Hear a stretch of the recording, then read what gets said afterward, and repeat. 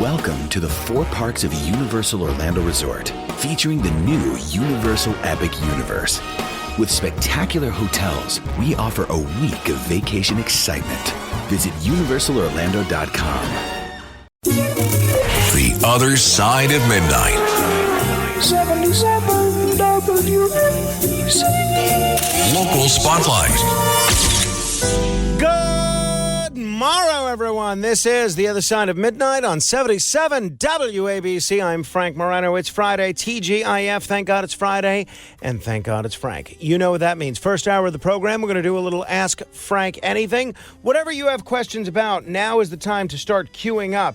646-720-0635. That's 646-720-0635. Make them interesting, make them good, make them clever. And whoever comes up with the best question this hour will get a little bit of a prize. So enjoy that. Meantime, it feels like every day there is another chapter in the scandal of the Eric Adams administration.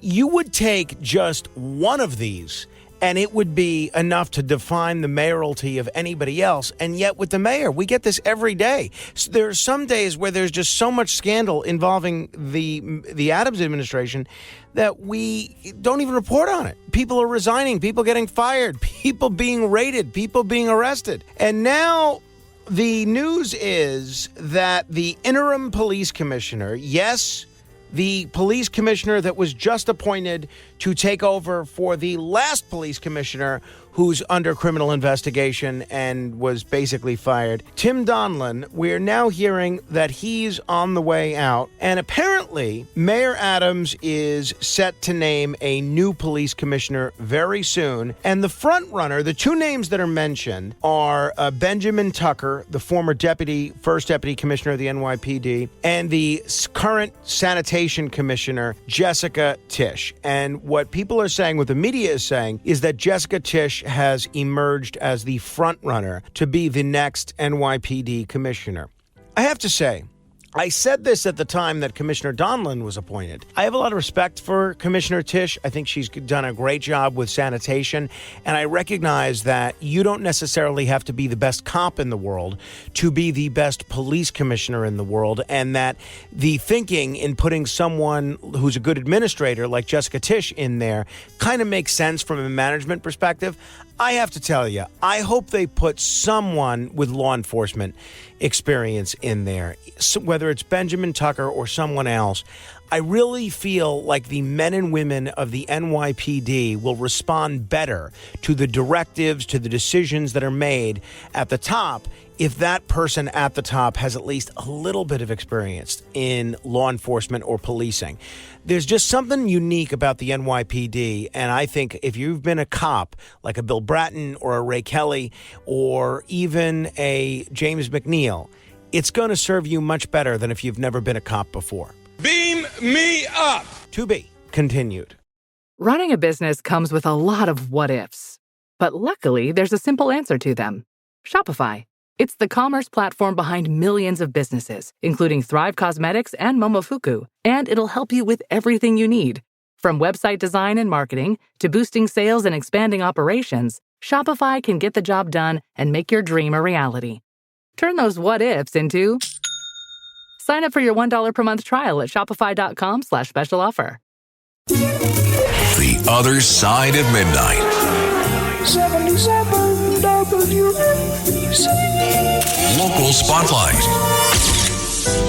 Good morrow, everyone. This is The Other Side of Midnight on 77 WABC. I'm Frank Morano. We are still analyzing each of the ballot propositions. I want you to be able to cast an informed vote about what these ballot propositions are and at least have some understanding before you go to vote. We've explained Prop 1, which I'm voting against. We've explained Prop 2, which I'm voting for without any real enthusiasm. Now let's have a look at Proposition 3 that New York City voters will face on the ballot this year. Here's my take. on this ballot proposal that asks whether the New York City Charter should be amended to require additional fiscal analysis before hearings and laws are enacted, and whether certain budget deadlines should be extended. This is one of those issues that at first glance might seem like a bureaucratic change. It doesn't affect much, but trust me, it's actually a lot more important than that. First, let's break it down. Right now, the City Council does provide cost estimates on proposed laws, but only before voting on them. This proposal would require those estimates to be published before public hearings are held on these laws, giving the public a chance to review the financial impact before decisions are made. Additionally, it would allow the mayor's Office of Management and Budget to provide their own cost estimates and give the mayor more time to prepare the city budget. Now, why are people for it? Supporters believe that having more fiscal transparency will lead to better, more informed decisions. If both the council and the mayor have a say in estimating the costs of proposed laws, it helps avoid expensive surprises down the line. We've seen the dangers of rushing into laws without knowing the full financial impact. This could slow down the process a little, of course, but it forces lawmakers to be more accountable. In the end, it's about making sure we know where our tax dollars are going before we get hit with the bill. On the other hand, the opposition has been vocal too. Some argue that this adds an unnecessary layer of bureaucracy, potentially delaying important laws from being passed. Organizations like the Legal Aid Society and others say it could bog down the city council with redundant reviews. Critics also argue that this revision was rushed through by a politically motivated charter commission, which could be the case, but that doesn't necessarily make the proposal bad. Here's why I'm voting for it. We live in a city where budgets matter a lot. The cost of living is high, services are stretched thin, and every new law has a ripple effect on how the city functions. If this proposal leads to even one law being more thoroughly reviewed or one expensive mistake being avoided, as far as I'm concerned, it's worth it. We don't need more backroom deals or hurried laws that end up costing millions down the line. We need transparency and accountability. The opponents make some valid points about the process here and the potential for delays, but the trade-off is that we get a clearer, more accurate picture of the financial consequences of the laws we're passing. Beam me up! To be continued. Fellas, you know Degree Cool Rush deodorant, right? Well, last year they changed the formula, and guys were mad about it. One dude even started a petition. So guess what? Degree heard us, admitted they messed up, and brought the original Cool Rush scent back exactly how it was. And it's in Walmart, Target, and other stores now for under $4. So grab some and remember why its cool, crisp, and fresh scent made it the #1 men's antiperspirant for the last decade. Degree Cool Rush is back, and it smells like victory for all of us. The Other Side of Midnight. 77 WBC. Local Spotlight. We've been talking a lot on the radio station, and I mentioned last week or on Monday, I guess, about the horrible attack on Anthony Sliwa and David Paterson last Friday. The video of the attack on Anthony Sliwa and former Governor David Paterson is one of the most disturbing things I've seen in a long time. It's not just the violence itself that's sickening, although that's bad enough, but it's the fact that this happened to two people who were simply standing their ground, trying to maintain a little order in a city that feels increasingly chaotic. And in the case of Anthony, who, again, I'm biased because I've known him literally since he was born, and I still am very pleased to know him and very proud to know him now. He's such a kind young man, such a sweet young man, such a guy that has no ill intentions at all and goes out of his way to be nice to people. And to see, I mean, he's the opposite of Curtis, basically. To see him being kicked by this gang of thugs while he's on the ground, it made me want to vomit, honestly. Let's be clear. This wasn't a spontaneous scuffle or a misunderstanding. What we see in this footage, which the New York Post has on their website, is an organized group of thugs, including two adults who work for the New York City Housing Authority, kicking and punching Anthony Sliwa while he's down on the ground. And when you see that, it's hard not to feel disgusted. Again, Anthony is just one of the kindest young men you could ever meet. He doesn't have a bad bone in his body, and anyone who knows him will tell you the same. To think that a mob would single him out like this is just beyond comprehension. And then there's Governor David Paterson, a man who's devoted his life to public service and who, despite being legally blind, tried to protect Anthony during this vicious attack. Can you imagine the courage that takes? Yet these cowards didn't stop. They had no respect, no sense of decency. I don't care what excuse these people try to give. There is no justification for what they did. What's worse, two of the attackers were grown adults, 30 and 45 years old, who should have known better, but instead escalated the violence. And that's what makes this even more enraging. It's bad enough when kids act like this, but when adults join in, it's unforgivable. I hope the authorities throw the book at these people. They deserve to face the full force of the law, especially the adults who took part in this attack. It's sickening to think that they're trying to claim innocence now after being caught red-handed on camera. Let's call it what it is, cowardice, and let's make sure they pay the price for it. This attack should serve as a wake-up call for anyone who thinks they're safe in this city. If this can happen to someone as kind as Anthony Sliwa, to a former governor like David Paterson, then it can happen to anyone. It's a reminder of just how far we've let things spiral out of control. We need to take the city back to make sure incidents like this don't happen again. Beam me up. To be continued.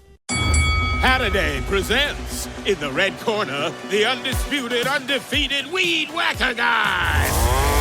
Champion of hurling grass and pollen everywhere. And in the blue corner, the challenger, extra strength Halliday. Eye drops that work all day to prevent the release of histamines that cause itchy allergy eyes. And the winner by knockout is Halliday. Halliday, bring it on. The Other Side of Midnight. 77 WABC. Local Spotlight. Now, former Deputy Mayor Sheena Wright's recent behavior on social media days after resigning as New York's first deputy mayor is nothing short of juvenile. If you have something to say, say it. If you have the goods, you don't need to tease it like a soap opera cliffhanger. But that's exactly what Wright did when she posted a cryptic message on social media about having, quote, stories to tell and testimonies to share, all while quoting a song and playing the mysterious victim. This is no way for a public servant, even a disgraced one, to behave. Wright owes her high-ranking position in the Adams administration to cronyism and nepotism. Her husband, David Banks, was the city's schools chancellor, and her connections to Mayor Eric Adams were well known. Her brother-in-law, Philip Banks, was, until this week, the other deputy mayor, or another deputy mayor. That's how she got the job. And now that the feds are circling City Hall, she's trying to drum up some drama as if she's the star of her own reality show. But what makes it worse is that she didn't even bother with the most basic act of professionalism, submitting a formal resignation letter. She just walked away, verbally quitting, according to reports. If you've got something substantial to say, if you're really going to sing like a canary, you don't need to tease your audience like some wannabe influencer. It's juvenile, it's attention-seeking, and it's beneath someone who held one of the most powerful positions in city government.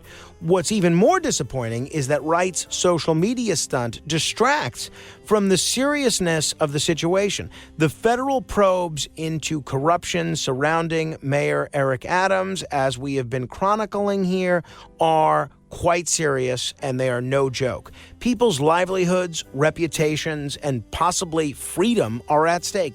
And here she is, treating it like some cryptic game for followers and likes.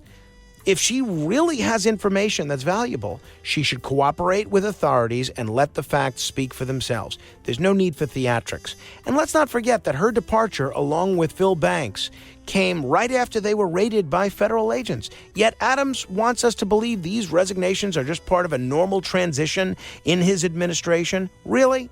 The lack of formal resignation letters, the vague and terse emails, and now this social media post all point to something much more suspicious. Wright's posturing doesn't just make her look bad, it makes the entire administration look even more corrupt and incompetent. If you're serious about clearing your name or contributing to the truth, don't play games. The public deserves transparency, and cryptic messages on Instagram are not it. Beam me up. To be continued.